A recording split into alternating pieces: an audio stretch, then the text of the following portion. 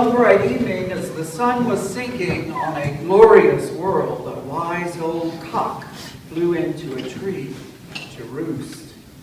Before he composed himself to rest, he flapped his wings 3 times and crowed loudly. But just as he was about to put his head under his wing, his beady eyes caught a flash of red and a glimpse of a long pointed nose.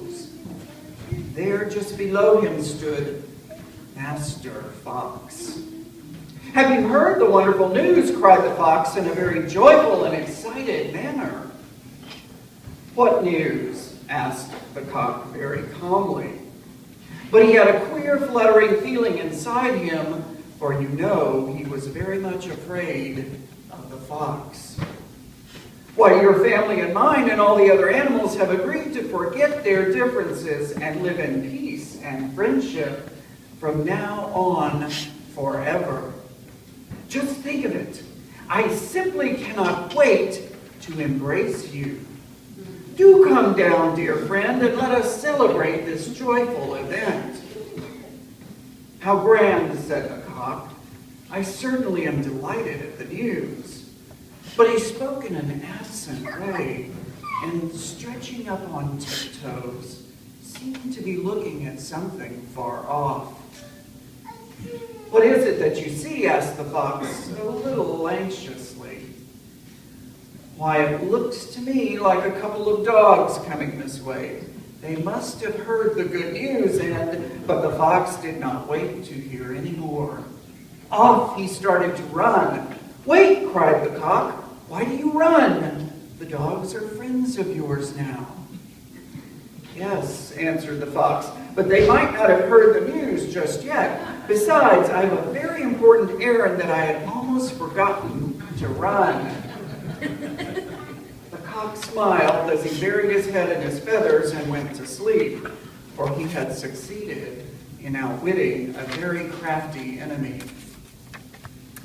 Oh, how I wish today's lectionary, with all of its mentions of foxes and hens and such, had landed on the first Sunday of the month, when St. Martin's traditionally celebrates all things family, with a homily geared specifically for young ears. This could have been a wonderful teaching moment for the kids, because, after all, that's what Aesop did, right? Introduce little vignettes, little scenes of wisdom and understanding about the values and the morals of life into the psyche of developing children. But who says we adults can get a little something out of Aesop as well, in light of today's lection from Luke? Now, Aesop's stated moral in his cock and fox tale is, the trickster is easily tricked. That sounds pretty simple. Even two-dimensional. Oh, good heavens, even a child could understand that, right? The trickster is easily tricked. Just think about that a little bit. Let it roll around in your brain. Savor it for just a moment.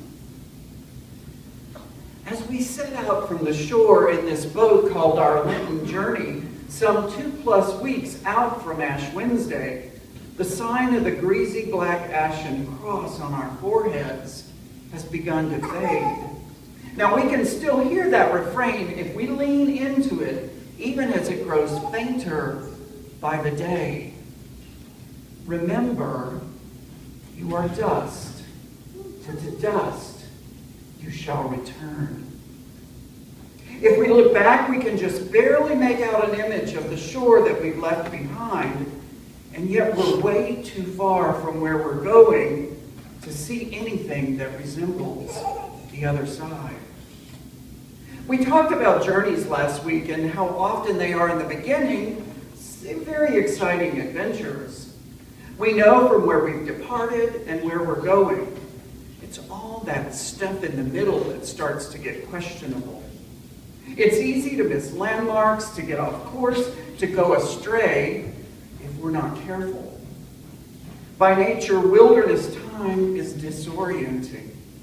When we can't see either shore, and it's so hard to tell where we are and what direction we're headed. However, that never seems to be a problem for our friend Jesus. Jesus emerges from his wilderness time sure and certain of where he's going. It's like he's got some sort of internal GPS that has him locked into his course, his purpose, and his destination. And he's not to be deterred. No fox is going to outwit this hen. Now, at this point of Luke's telling of the story, the Pharisees aren't the bad guys. They don't become that until later on. They think they're genuinely helping to save him by warning him of Herod's intent. But Jesus knows better. He knows that the tricksters are out there. And he knows that they come in all shapes and sizes, appearing as friend and as foe. And he knows that we are dust, and to dust we shall return. He knows that wilderness time is disorienting. He knows that people are going to try to shake him off of his destination and his destiny. He knows where he's come from and the Good Friday that he's headed toward on his way to Easter. I'm casting out demons and performing cures today and tomorrow, and the third day I'm finished.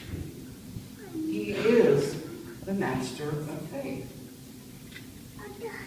So I want to know how. Don't you? How does Jesus know this?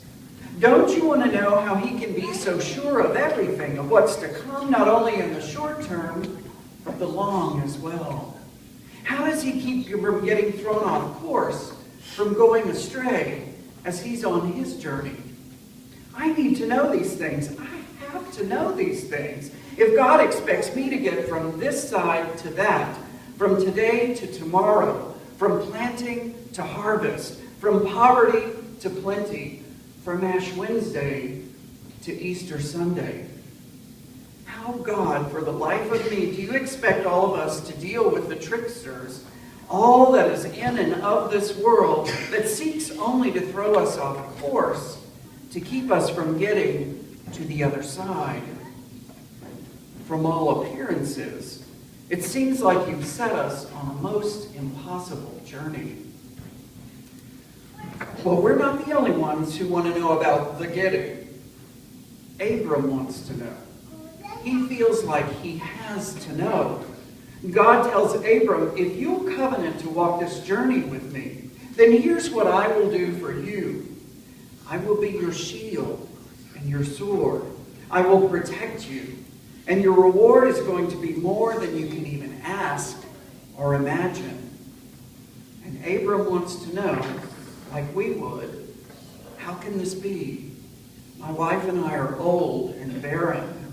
We've tried our own hand at this population thing, and well, that was an abysmal failure because we couldn't outsmart the trickster. You've set me out on this journey toward more than I can ask or imagine, and well, quite frankly, I can't imagine it. I can't see the other shore. So how the heck am I supposed to get there? And God does something with Abraham that's absolutely unimaginable to me. In ancient times, when two parties covenanted to do something, the agreement was solemnized by the killing and splitting open of animals. And then in the witness of others, the parties would walk between the split carcasses as a sign that if either one didn't uphold their end of the bargain, that the other could do the same thing to the unfaithful. God vows to do all this for Abram. The only thing that Abram has to do for his part is trust. And God, in the form of the smoking fire pot and the flaming torch, walks through the split carcasses, indicating to Abram that if God doesn't uphold his end of the bargain, Abram can split him open as well. In effect, God ties God's very existence to the upholding of this covenant to be everything to the world. That GPS, that North Star that takes over and guides Abram into Abraham and on to the promise fulfilled, is the very same thing, I think, that takes hold of Jesus at his baptism in the River Jordan, when the Holy Spirit descends upon him and God says, "Here is my Son, in him I am well pleased." Our end of the covenant is trust. Trust that God will do what God says God will do. You've got to have that. It's the key ingredient that makes this whole faith thing work. Without it, the tricksters always win the day. So here's why all this is important here on this second Sunday of Lent. By the time we get to the third or the fourth Sunday of Lent, we're going to be too far from either shore to be able to get reliable bearings based on our own five senses. We're not going to be able to tell which direction we're going. We're going to be crying out for Easter Sunday in the midst of tricksters, not knowing how to get there.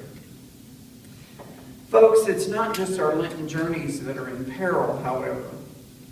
I can look around this room and I can spot people that I know are on perilous journeys that have taken them far out into deep waters. And if you're not there yet, chances are at some point in your life, you're going to be.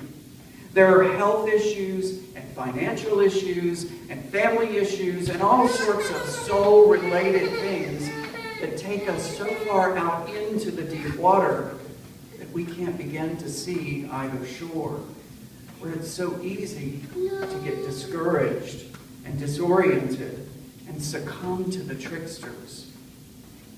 And we're going to have to be able to access that same North Star, that same GPS that Jesus and Abram and all the other Bible greats accessed to get to the other side. Trust. All we have to do is trust that God's got this. Because in reality, somehow, God does.